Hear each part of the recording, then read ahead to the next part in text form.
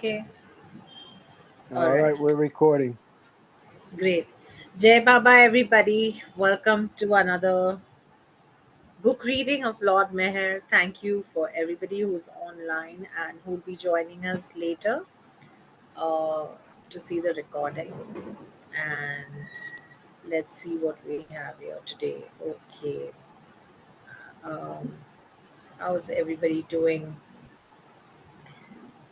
Looks like I have to reopen the page. Yeah. Let me see.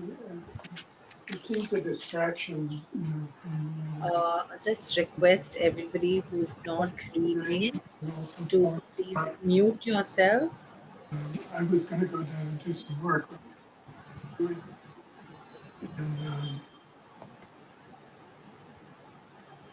Thank you.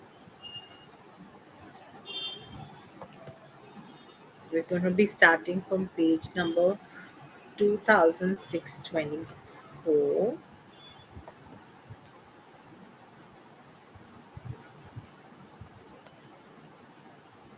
Yeah, great.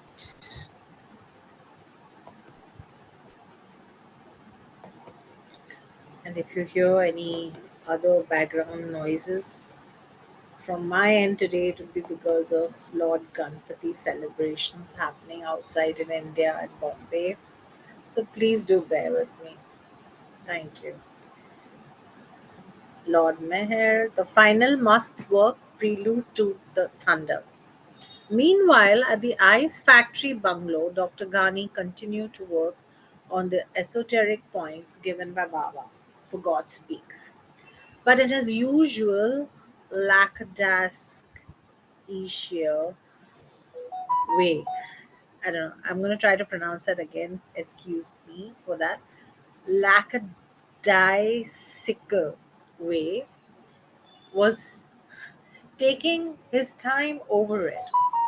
Finally, Baba dictated an agreement which he made Ghani sign before witness, promising to finish the book by the end of May 1948. Part of the agreement was a poem by Baba about Ghani.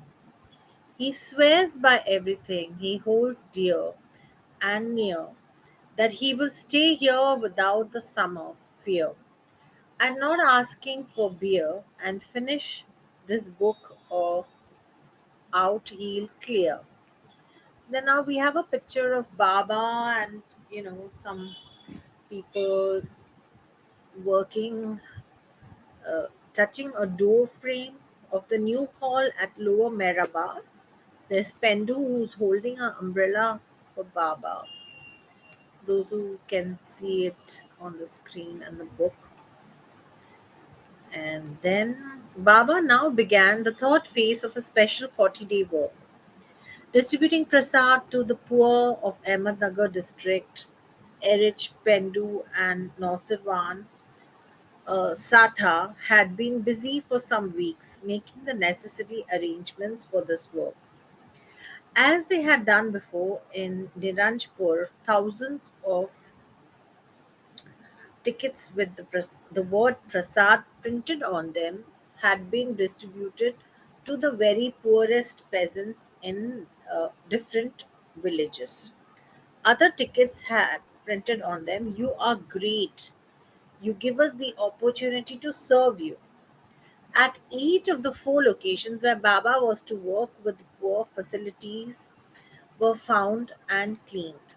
Volunteers were engaged to help heat water for Baba, to wash the feet of the poor, and many others requirements were meticulously seen to before Baba's arrival.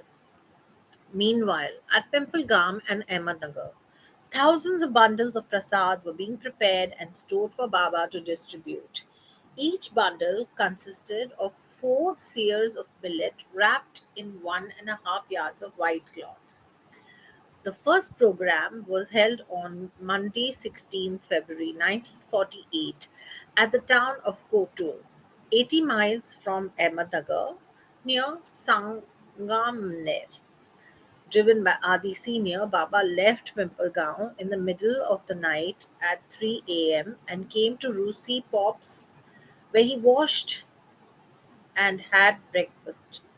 At 5:15 a.m., he left with Dhake, Kaka, and Jalbai and arrived at Kotul shortly after 8 in the morning. The program was held at Dak Bungalow. Baba sat on a stool and washed the feet of 10 poverty stricken men and women, placed his head on their feet, and handed them his prasad. To 27 of them he gave 1 rupee each, and to two people who had come late and did not get bundles, 2 rupees each. When Baba washed the feet of these people, the Mandali would assist by pouring water and handing him the soap and towel.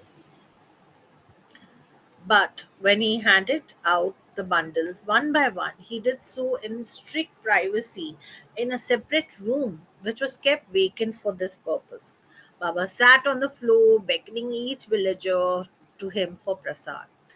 Thick curtains were tacked over the windows and hung from the doors to prevent anyone from looking inside during this contact. The program ended at 1 o'clock in the afternoon and Baba returned to Ahmednagar. 2 days later, on the 18th, Baba went to the village of Parnar, 25 miles west of Ahmednagar. Here, the program was held in a school building. Baba washed the feet of 600 poor people and distributed prasad to 600 people. He presented 1 rupee to 28 people and gave 2 rupees to one man. As Baba was washing the feet of one old lady from Parnar, an elderly man was heard to embark in English, just like Jesus Christ. The third program took place on Friday, 20th February 1948 at the town of Kharda, 70 miles southeast of Ahmednagar. There too a school building was utilized for the work with 992 poor villagers. Again, Baba washed their feet and privately handed prasad to each. He also gave 1 rupee each to 98 people and 2 rupees to 13. The Mandali assisted in their assigned tasks with Kaikobad keeping track of the number of contacts. The fourth and final program did not turn out as expected. It was to be held at Visapur on Sunday, 22nd February. Visapur was an old army camp. After the partition of Pakistan and India, communal riots had broken out, resulting in thousands of ruined lives and hundreds of thousands of refugees spilling into the country. Visapur was turned into a refugee camp, and it was with thousands of these poor refugees that Baba wished to work that day. Footnote: in 1925, Baba had taken the Mehrabad school children to Visapur on a picnic. Baba left Ahmednagar early in the morning and was driven the 25 miles south to Visapur irrigation bungalow. When he arrived, he was informed that the refugees had somehow found out that a saint was to wash their feet.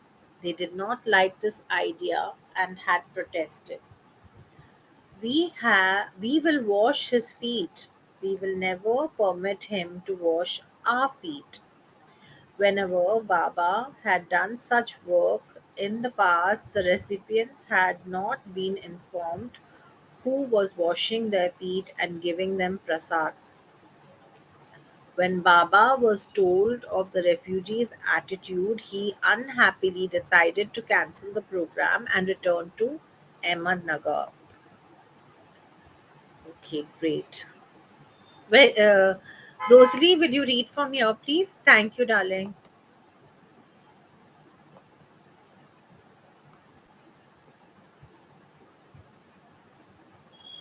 Okay, okay. Rosalie is not there. Okay, Eva, you'll read from here. Sure, sure. Do I start at the? Yeah, at the top of the page. Top of the page. Yeah. Is there any way you could make that a little bigger? If you can. Oh, okay, good, good. Thank you.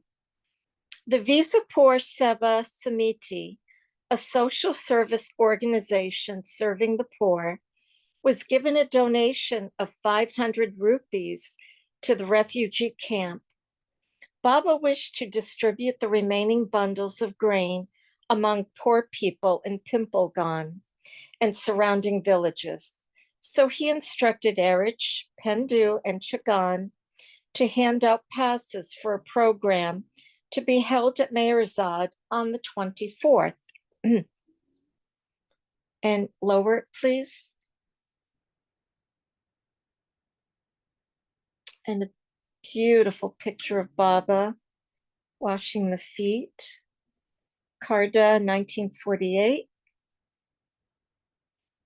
After returning to Ahmednagar on 22 February 1948, Baba in the evening discussed matters with the Mandali in the ice factory bungalow.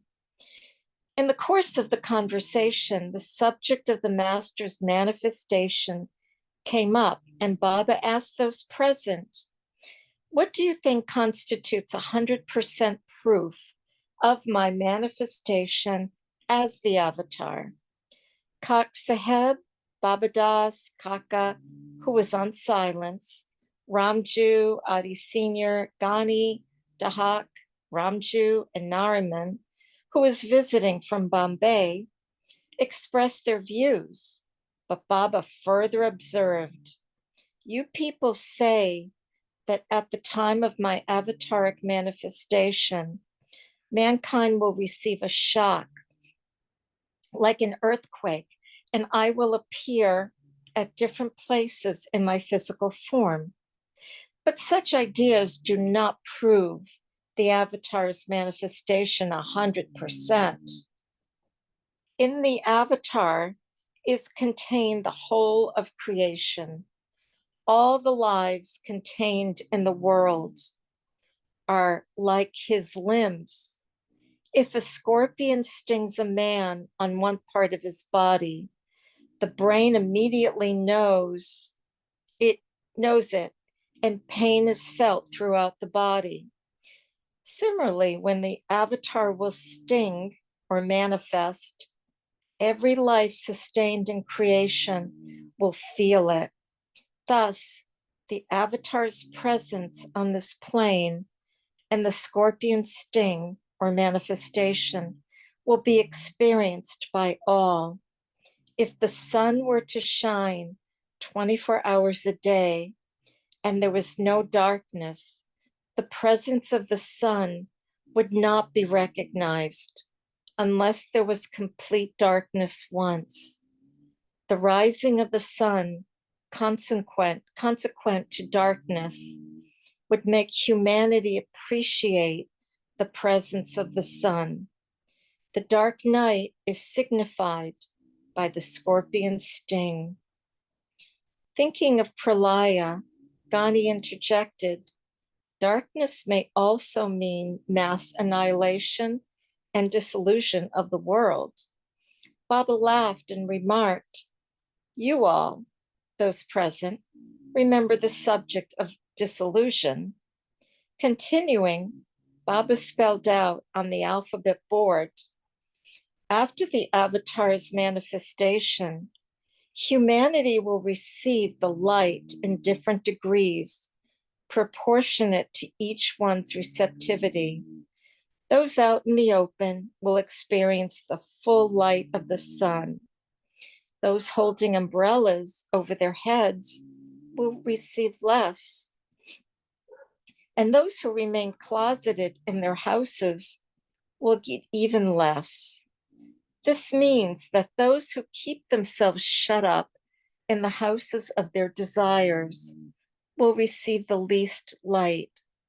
Those who, though out in the open, hold an umbrella over their head, refuse to open their heart to God, will receive less. And those of pure desires and an open heart will experience the full brilliance of the avatar's coming. And next page. Will we experience the light or not? Ghani asked. Baba jokingly replied, look at the ways of your avatar. Though I stay in Abhinagar, I go all the way to Pimplegon for the night. If you can grasp this, you will get the light. 2 days later, on Tuesday, 24 February 1948, Erich Vishnu, Nusawan, Pendu, and Chagan brought 838 villagers to the compound at Pimplegon, where Baba proceeded, as usual, to wash their feet and give each a bundle of cloth and grain. In the crowd was an old man who boasted that he was 130 years old, though he looked no more than 80. After Baba handed him his bundle, he turned and blessed Baba. After the function was over, Baba remarked facetiously, for a long time, I have been waiting for someone to bless me, and at last today, my wish is fulfilled. Manek Mehta arrived to see Baba on the 25th, as did Niroji Dadachanji. In Meherabad, on the morning of the 26th of February, Baba broke his 40-day fast. In his presence, Nilu, Dan, and Ghani also broke their partial fast of 25 days by eating some food in front of Baba. Kaka and Anna Saheb Kal broke their silence of the past 25 days by speaking to Baba. On the hill that afternoon at 5, Rusi Pop gave a magic show before an audience of both the men and women mandali. Baba returned to Rusi Pop's with the women the next morning at 8. Baba's visit to Meherabad on 26 February 1948 was even more significant than those at the time realized. It was the last time Meher Baba ever spent the night at Meherabad. Baba was driven by Adi to Pune on Monday afternoon, 1 March 1948, accompanied by Erich, Baidu, and Nagu. Ghani, Gedekar, Vishnu, and Sushila met them at Bindra House, and Baba then went to contact an advanced must known as Shastri Care. He was a burly, naked man living on the Central Market Road, surrounded by a huge bundle of rags and tins, eating whatever rotten foods were thrown away. After this contact with Sastri Kir, Baba returned to Ahmednagar that same night. And lower, please.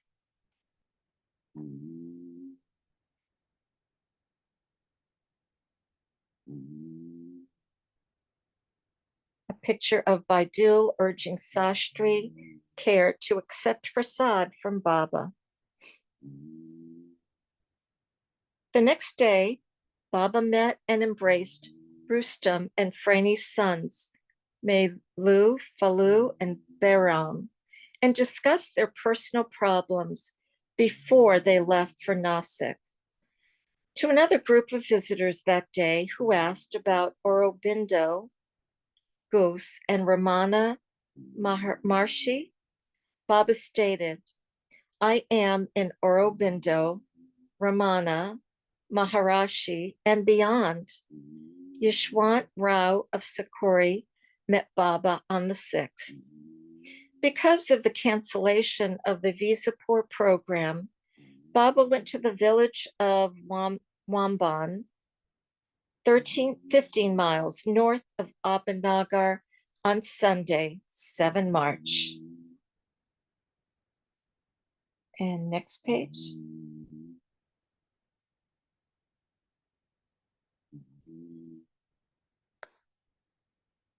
Then he washed and laid his head on the feet of 600 men and women. To 583 of them, he handed bundles of grain and cloth and gave 50 people 1 rupee each and 2 persons 2 rupees each. Thus, the third phase of Meher Baba's work at this time was completed. More than 4,000 poor or destitute villagers had personally benefited by the God-man's touch. During this period, Erich's cousin, Dadi Karawala, 20, received the bachelor degree in agriculture and came to Baba one day. He asked, "What should I do now?" "Do my farming," Baba replied. Dada did not understand and inquired, "How?" "Go to Mandla and farm the land at my center there. By doing this, you will learn how my farming is done." Baba instructed. Baba sent him to Mandla with Sarabji Baki of Surat. By cultivating the farmland there for a year, Dadi came to understand what Baba had meant. Baba would continually pester him by sending frequent instructions, which he had to act upon immediately. And scroll down. Only then did he grasp that to follow Baba's behests at all times is doing his farming. On Tuesday, 9 March 1948, Gadikar brought Shankar Turikar, 40, to Meherabad to see Baba. Turikar had been in Baba's contact since the Nasik days, when, along with Minu Karas, he used to visit Baba often. With them were 3 other persons from Pune. Their names were Bapu Saheb, Shindi, Laxman Ramchandra Kambo, 29, and Bal Dahavla. They had found out about Baba through Gadikar, who had been transferred to Pune, and 2 of them were meeting him for the first time. Shindi had met Baba 2 years before. Baba asked each man, "How many children do you have?" Every man except Gambo replied. Baba turned to him and inquired, "Why are you silent? Don't you have any children?" Gambo replied, "No, Baba, I do not." "Do you want one?" Baba asked. "If you so wish to grant us one," he replied. Baba handed him a coconut and stated, "Give up all thoughts of children and only think of me. You will have my prasad." Turikar was a police sub-inspector who was not averse to accepting graft. Baba asked him, "Do you take bribes?" "Yes, Baba," he admitted candidly. "You have been in my contact for so many years, and still you accept bribes? Such corruption is not at all good. Give it up completely." Turikar accepted Baba's wish and promised to change.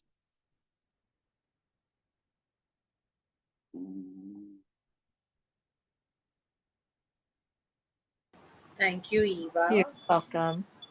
Um, Marvin, would you like to read? Yep. Page.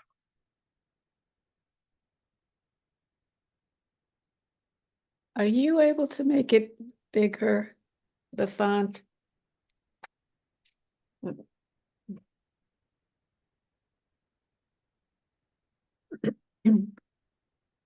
In a lighter vein, Baba asked Gadakar, "Do you fight with Gunate, his wife?" "Never, Baba. She fights with me," he insisted.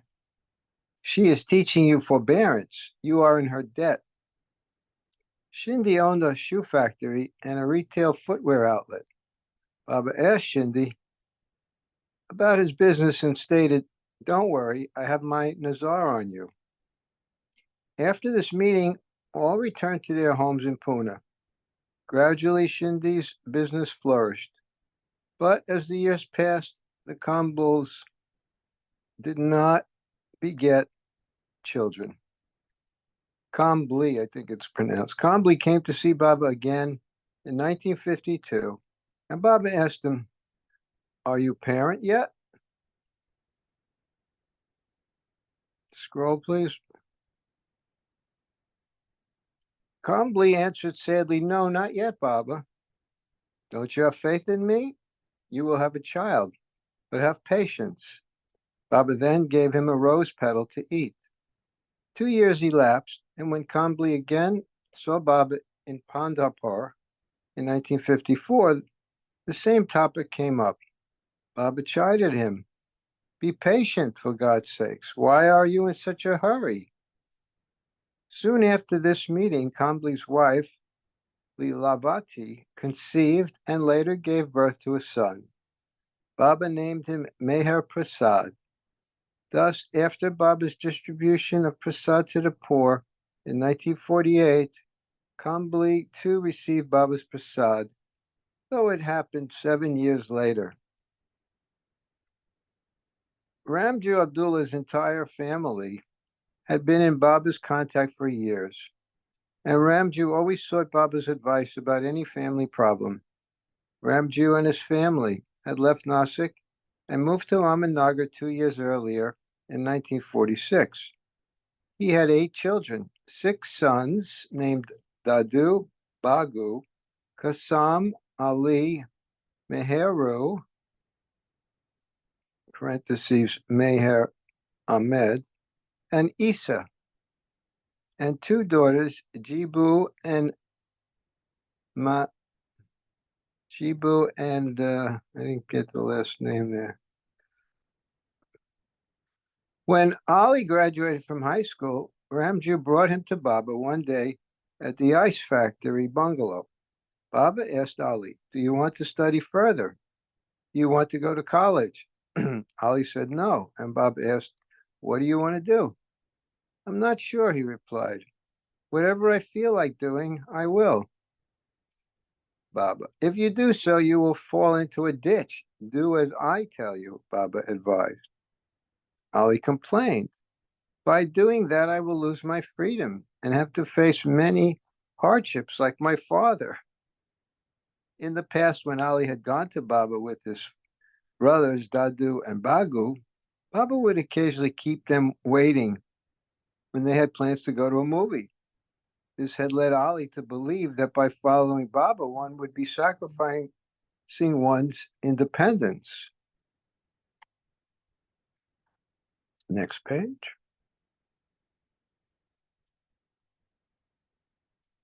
Baba stated, "What you think to be freedom is not freedom.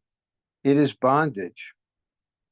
By following my advice, you will become truly independent." Ali agreed, and Baba told him to have a holiday for 6 months at Mehrabad. Afterwards, Baba had him employed in the Sarosh Motor Works in Nasik. On 11 March 1948, Baba took the women for their weekly early morning cinema show at Sarosh Theater. The Mehrabad women joined them there as usual. He took them again on the 13th. Ghani moved from the ice factory bungalow on the 11th and began staying at Kushra quarters with Adi Sr. Papa Jasawala met Baba the next day to discuss his family's affairs. On Sunday, 14th March, Baba traveled to Bombay in Elizabeth's Green DeSoto. driven by Adi Sr. With them were Jalbai and the Pimple Gown women, Mandali. The women stayed at with Arnavaz at her and Naraman's apartment, 69C Ashiana. Baba, along with Jalbai, Adi Sr., and Baidul, stayed at Meherji's. Naraman likewise had to stay with the men Mandali because the women were at his home. From the 15th, Baba began his must work in Bombay. Oops.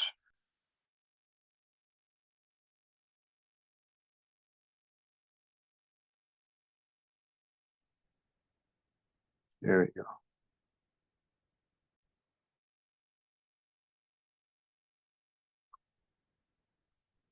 He contacted musts, all of whom were being contacted for the first time.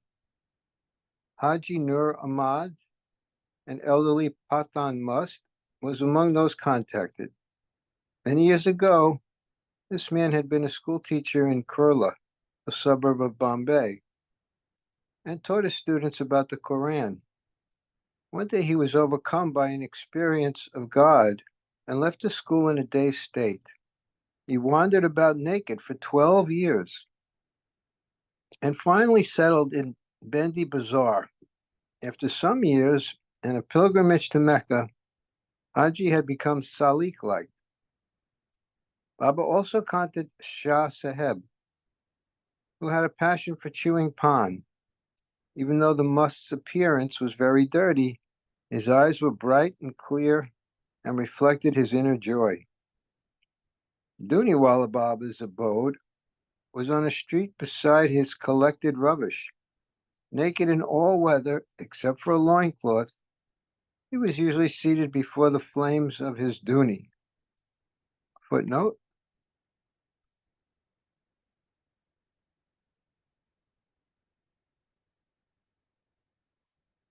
I can't see it, so go ahead and read it. I shall read the footnote. Yeah. This Duniwala Baba is different from the famous Duniwala Baba of Saikhed mentioned earlier. On the 17th, Baba contacted Ahmad Mastan, who was naked except for a sack around his waist. His abode was one of the most offensive places imaginable, a public urinal along a street. Also that day, Baba communed with Sayyid Nur Ali Shah, an old must whose fingers were covered with an array of rings. Sayyid Nur Ali Shah wandered the streets of Bombay talking to himself or uttering exclamations to God. Having completed his must work in Bombay, Baba and the men and women Mandali returned to Ahmednagar on Saturday, 20 March. From that night, Baba changed his routine and began sleeping at Rusi Pop's rather than Gayara's. He visited the Mandali at the ice factory during the day. Bhagi Rath Tiwari, 25, had stayed with Baba for several years and, following Baba's counsel, had undergone commercial driver training in Nasik. After completing the course, he bought a truck and started his own transport business. His marriage was arranged, and in February 1948, Bhagirath married a girl of 14 named Kokila. Baba permitted the young couple to occupy part of the ice factory bungalow for a few months before they moved to Kushru quarters. Food was being sent to the newlyweds from the Mandali's kitchen, and Baba himself showed Kokila how to keep her house in order. Once, when Kokila was barefooted, scrubbing pots and pans outside in the compound, Baba saw her and remarked, Kokila, learn to keep your chappals on. You'll spoil your feet by working in the mud barefooted. Baba was showing her how to be a good housewife, and if at any time anything were found lying amiss, Baba himself would pick it up and put it back in its proper place. Kokila, who was only a teenager when she married, had a strong desire to finish her high school education. In her native place of Indore, she spoke Hindi, but in Ahmednagar, the native language was Marathi. Consenting to her desire, Baba managed to have her admitted to school through Sarosha's influence. Baba ordered Bhagirat to take her to school every morning in a tonga and bring her back every afternoon. The other schoolgirls were inquisitive and asked Kokila who was bringing her back and forth every day. They began teasing and laughing at her so much that in the end, between their teasing and Kokila's language difficulties, her desire for studying further completely dissipated. Barbara would occasionally take the women to see a film at the Sarosh Cinema. Sarosh would arrange a special showing at 6 a.m. so that they would have the theater to themselves. To go to the movies with Baba proved to be a headache, as everyone had to be ready to leave by 5 a.m. Besides the women Mandali from Mehrabad, other women from Ahmednagar would be invited, including the Sata and Damania women from Akbar Press, Kokila, Rustam Kaka's wife, Sila Kaku, Gulmai, her daughter Paroja, Sarosha's wife, Vilu, Goher's mother, Khorshed, and others. They too did not derive pleasure from these outings because invariably in the prepared list of who were to attend the movie, which would be sent to Adi Sr. a few days beforehand, someone's name was always left out, probably by design, knowing Baba's ways, resulting in a squabble. For his own purposes, Baba at times wanted such friction to happen, and thus the entertainment outing was spoiled. Consequently, none of the women were ever particularly eager to attend the dawn premieres. Rustam Kaka Atidaru operated the movie projector in Sarosh Cinema and had been in Meher Baba's contact since 1925. His wife, Sila Kaku, had likewise been in the master's orbit since her childhood, and their home was always filled with talk about Baba. The assistant projectionist was a Christian named Bhaskar Rayo Pawar. Rustam Kaka would speak to him about Baba, but the man had no faith in such personalities. Rustam Kaka told him, if you would only go and see Meher Baba once, you would know what I am saying is true. What will I find? Pawar asked. I never bow my head at any man's feet, replied Rustam Kaka. And know why, but I never hesitate to bow at Meher Baba's feet. Pawar was unconvinced. This is against my religion. I never bow to anyone, no matter who it is. Meher Baba is committing the gravest sin by allowing people to bow down to him. God will surely punish him. One morning, Baba brought the women to the cinema. According to his standing order, no one was to be present at the time. Pawar was in the projection booth, but came out for some purpose. Baba was speaking with Sarosh near the gate. The instant Pawar saw Baba, he fell at his feet. Baba helped him up and dictated, these days I permit no one to touch my feet. You have done it out of love, but it has disturbed my work. Now I will touch your feet, and you will have to share with me in the sin. Baba put his head on Pawar's feet, and Pawar felt deeply moved. Scroll. Later in the day, Rustam Kaka asked him, "Why did you touch Meher Baba's feet? You said it was against your religion." "Don't ask me why. I don't know. No one can control the heart's outburst," Hawar confessed. Thanks, Marvin. Um, would you like to read next? Baba family. Yes, please read. Thank you.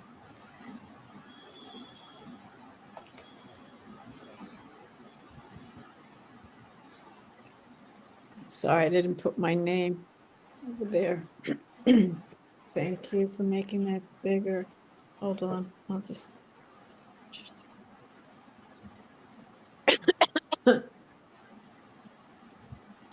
Meanwhile, work on the new house at Pimplegon was going on.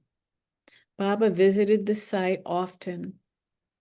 On 22 March, excuse me, 1948, he went there along with Adi Sr., Pendu, Padri, and Goher.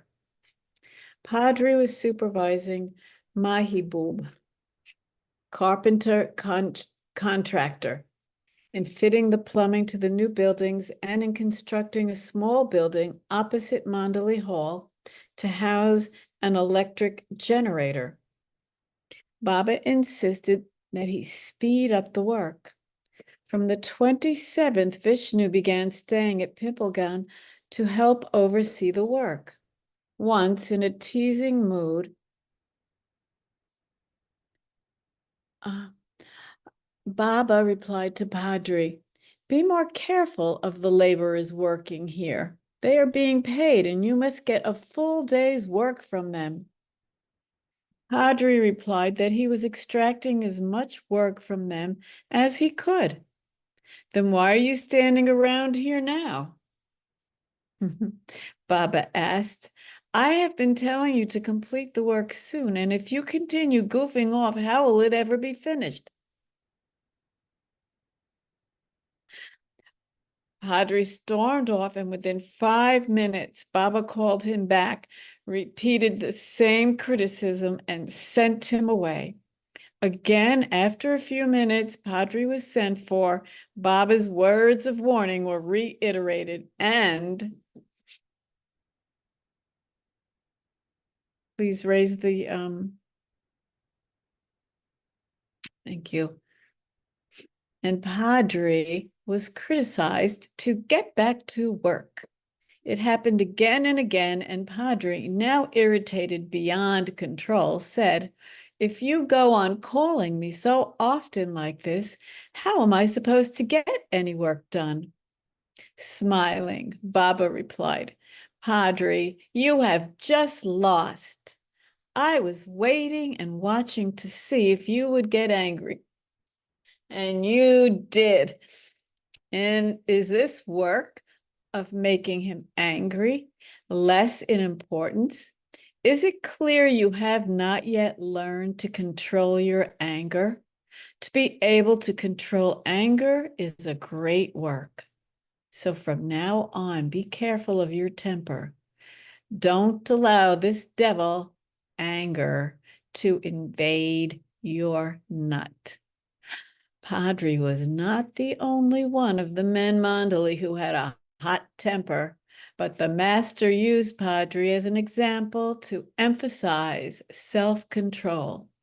As Padri reflected years later, in our life with Baba, our ego has been smashed and crushed and pounded, burned, and pulverized. It has to be. And it is the master who has the privilege to do it.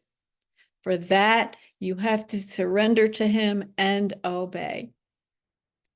Don met Baba at the ice factory on 24 March and discussed having the Wayfarers printed in Bombay. Feroja and her husband, Dr. Ranad, met Baba on the same day. On Thursday, 25 March 1948, Baba left Ahmednagar with Kaka. Adi drove them as far as Bombay via Pune, where Baba met Jalbai Sadashiv, and the Jesawallas. Erich joined them in Pune, and Baidul, Gustaji, and Chagan met them in Bombay. Met them in Bombay. A little bit bigger, please. Thank you. After a drive around Worli, Baba and the Mandali boarded a train that same night at 9 p.m. and departed for Katni in the central provinces. Baba visited with the Bajan family in Katni and then proceeded to Anupur, and from there to Ambikapur. Jal Karawala had been transferred to Ambikapur. How do you say that? Ambikapur. And Baba was going there to see him. Baba and the Mandali spent 2 days at Jal's house before continuing their journey to East Pakistan to contact musts. India and Pakistan had been partitioned, and civil chaos, riots, mayhem, and confusion were rocking the country. It was no time to be traveling. Hindus and Muslims were massacring one another indiscriminately.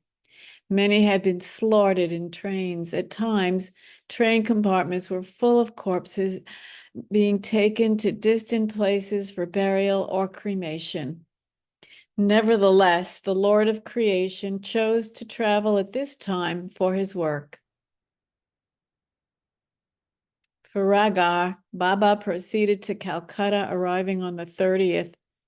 They caught the first train to Dhaka, at that time the capital of East Pakistan, now Bangladesh. But when they reached the Pakistani frontier station of Ranaghat, Baba got down and announced that he was returning to Calcutta. The Mandali were astonished. He was going back after having just left. Baba's original intention had been to contact Mas in Dhaka, but who can grasp the master's inner work? His inner work was complete the moment he set foot on Pakistani soil, and there was no need to go further. So according to his wish, they entered a small carriage adjacent to the engine. It was completely empty, and Baba was in an exceptionally good mood, apparently because of some success in his inner work. But alongside the good mood was the inevitable strain of working, and so he suggested to raise the screen, please, the page. To lessen the burden, let's play cards. But see that no one enters our compartment. They began playing, and at the next stop, when Erich got down, he saw that the other compartments were rapidly filling, and there was now the danger that others would enter theirs and intrude upon their privacy. He drew Baba's attention to this, saying, "It's time we roll up our bedding and prepare for the rush." But Baba gestured to him not to worry. Before they arrived at the next station, Baba remarked, "I will lie down like this," and he stretched out on the wooden bench, covering himself from head to toe with a sheet. Next page, please.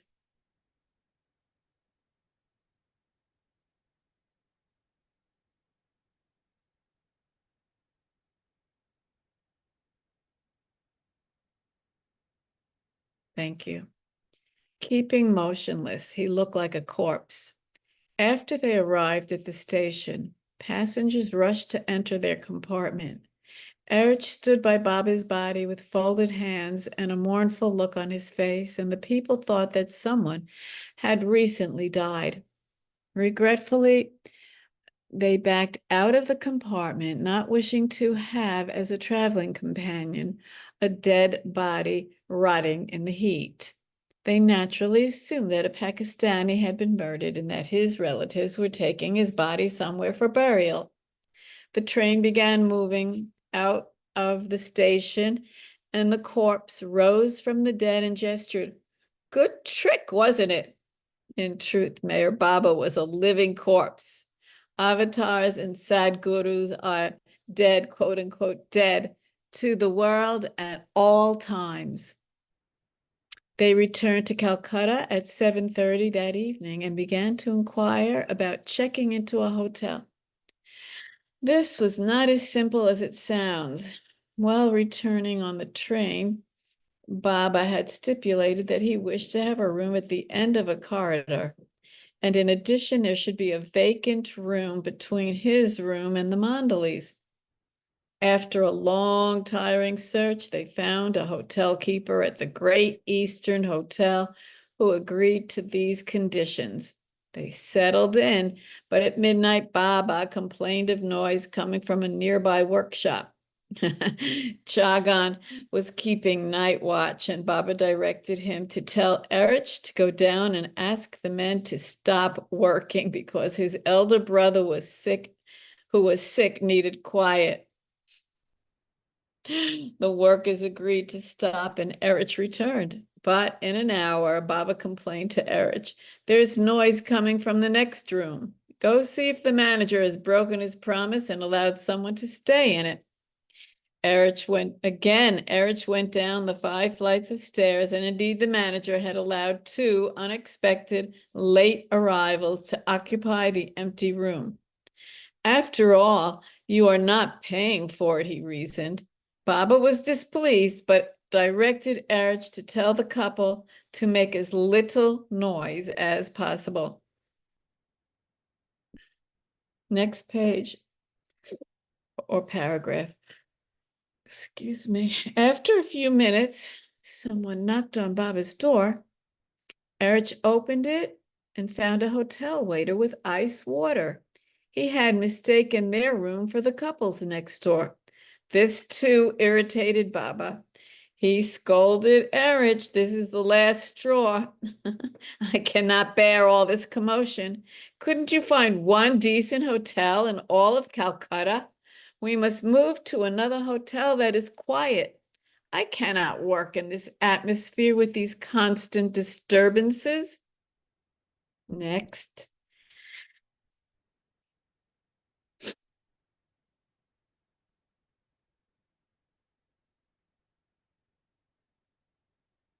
Thank you. Erich woke up the other Mandali and everyone started packing. Erich had more to do than the others since he had to pack Baba's personal belongings, such as his clothes, towel, soap, razor, etc., as well as his own. When he was in the middle of packing, Gustaji came over and started asking him questions by making hand signs since he was on silence. Erich felt annoyed, but answered as best and briefly as he could. They found another hotel and checked in, but again, Baba began complaining of noise and stated they should go elsewhere. There will be noise in or around any hotel in the city, Erich said. If you want a quiet place, we will have to go to the suburbs. Baba agreed. We will have to go by train. Erich pointed out, and to go to the station, we will have to hire a tanga or taxi. They will charge us a high price as it is in the middle of the night. But Baba replied, "It does not matter. We'll go by train." So once more, Erich had to pack everything, and with the luggage, they proceeded to the train station. Some were half asleep. They reached the suburb of Howrah and checked into a secluded hotel. Baba liked it, and Erich again started to unpack his things. Dawn was just breaking when Gustaji approached Erich and began making hand signs in the front of his face. The days and nights, weary labor had shortened the fuse on Erich's temper, and he angrily exploded. "Am I supposed to unpack Baba's things or read your damn signs? My God, I am trapped between 2 dumb mutes." Baba had just entered the room and heard his remark. He demanded, "Am I dumb?" Pointing to Gustaji, Baba said, "He may not be dumb, but I am not. He may be dumb, but I am not." Erich apologized, but lamented, "The whole night has passed unpacking and packing our things. It is a good that I have the strength to do it. But how in the hell am I supposed to understand Gustachi's signs in the dark? He has time to make signs only when I'm preoccupied with something else. One person who does not talk is enough for me. Referring to Gustachi, Erich remarked, I do not like having to attend to this other dumb mute. Why do you repeat dumb mute? Baba asked. He who can speak but does not is not dumb.